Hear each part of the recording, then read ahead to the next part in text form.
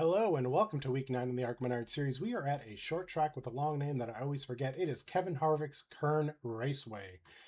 Got a track temp of 86, a moderate usage of 53%. I am liking a front brake bias of 60%. This might be a little bit too loose on entry to some and uncomfortable. Don't worry if you are. You can set this up to 65 or 70 and honestly go just about the same speed. It's really personal preference. I can get within a few hundredths with any of those settings, really. I was just finding myself to be a little bit quicker with this one, it seemed. If you have to use 65 or 70% on the brake bias, you're just going to be using the steering wheel a little bit more in qualifying. That's all right. We don't care about the front tires for 2 laps at qualifying. I was weaving there. It's a lap 2. Weaving just gets me a little bit extra heat and grip into the tires. Get up to speed for those first turns so you can get more grip and heat. Don't want to miss any opportunities to heat the tires up. Just don't slide the rears. That's like the major rule. Don't slide the rears, don't hit the wall, don't spin out. Very important stuff. Here comes the run up. I'm going to be quiet for a bit and concentrate. Hopefully this happens really quick. And we'll talk about it in the far chase after.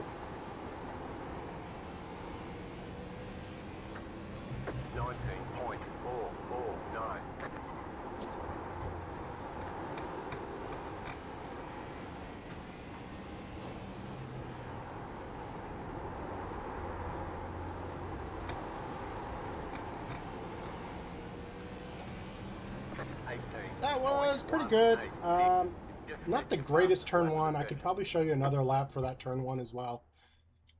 Let's start off with that. I had a similar lap while practicing.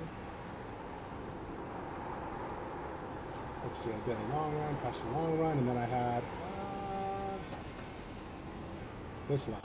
This lap had a really good turn 1. I'll talk about this run up too. Then we'll switch over to lap or turn for turns 3 and 4. Switch over to the second lap because that was a good one. Let's hopefully not forget to switch over. All right, here's the run up. So all you're going to do is, I get just past this, there's this little strip here, or right on it really. Give it a good hard brake. That's going to get more heat into the tires, drive it in deep, but get on the brake hard to slow down. Ride the swall and turn down. Right when the car starts to get straight, go ahead and give it a bunch of gas. Hoping for about 127 to 128 at the line. 128, it's a pretty good run up.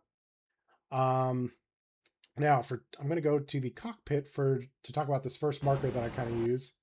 So this mark here, when this gets really close to this, whatever this segment's called on the window, that's about time to start turning in and getting on the brake a bit.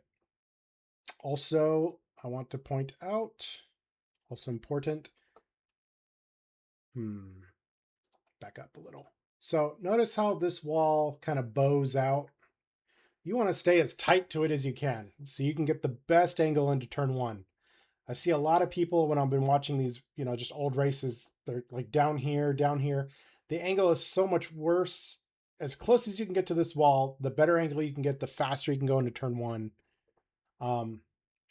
So let's do that. And then notice, let's play it a little further. Yeah, maybe 30% brake. Notice also, the car really likes this. I don't know if it's because the tires are a little bit laterally loaded because we've been on this front stretch bend, and so you're kind of turning. When you bring up the brakes, this car really seems to like you to bring them up a little gradually. You can see I don't have like a really sharp perpendicular spike to my brake here. It's because when I do that, especially with 60% brake bias, the car I lose the rears. If you're using 70%, you could probably get away with it. But with 60%, bring up the brake just a little gradually to 30. Don't stab it super hard. So 30% brake, trail it off until you get to the apex. Okay, now I got to remember, let's switch over to the next lap. That's turn 1 on my best lap. Let's go to this lap now. This lap, I didn't quite hit the apexes cleanly, I think. It wasn't that bad. I guess I don't know, maybe I shouldn't get on the gas quite as nicely. Maybe overdrove the entry a little bit. Okay. Second marker. Let's just stay in this view. Someone has conveniently placed a little access point here. See this concrete? That's about where you want to start turning and braking. It's really conveniently placed. And I believe I usually use less brake in turns 3 and 4, but I drag it a little longer. It seems to like that. So maybe 25% brake if I'm remembering right. Yeah. You can see it's a longer drag. And I've noticed it's all right. I mean, I always seem to run the fastest laps here when I don't wrap it all the way around. It's kind of halfway through the corner. I let it go up to that second lane, and I just drive it off to this wall. I don't know. That always seems to be my best laps, my best turns 3 and 4. You know, you would think, you know, maybe it's more like Richmond, though. Richmond, you kind of do drive it off like halfway through the corner, 2/3. You drive it off to the wall. Maybe it's kind of like that here, but I don't know. I always felt like I want to wrap it, but that's just slow. So come off right to this wall, meet it, and then finish your lap. And that was a 1. And so yeah, I had what, the 1.8, and then this one was a 1.8 as well. I'd say there's probably a half a tenth in it, but honestly, it's one of those situations where to get that last half tenth, you got to do some crazy corrections and whatnot. So this lap was fine. It was a pretty good lap. It will get the job done, I think. That's really all I have. Anyway, I hope this was helpful. I hope to see you guys out there on the front row with me. I think this week's going to be really good. Don't miss this week. This is going to be one of the better short tracks of the season. I'm very sure. Yeah. Anyway, hope to see you out there. Hope you're up there on the front row with me. And I will see you next time.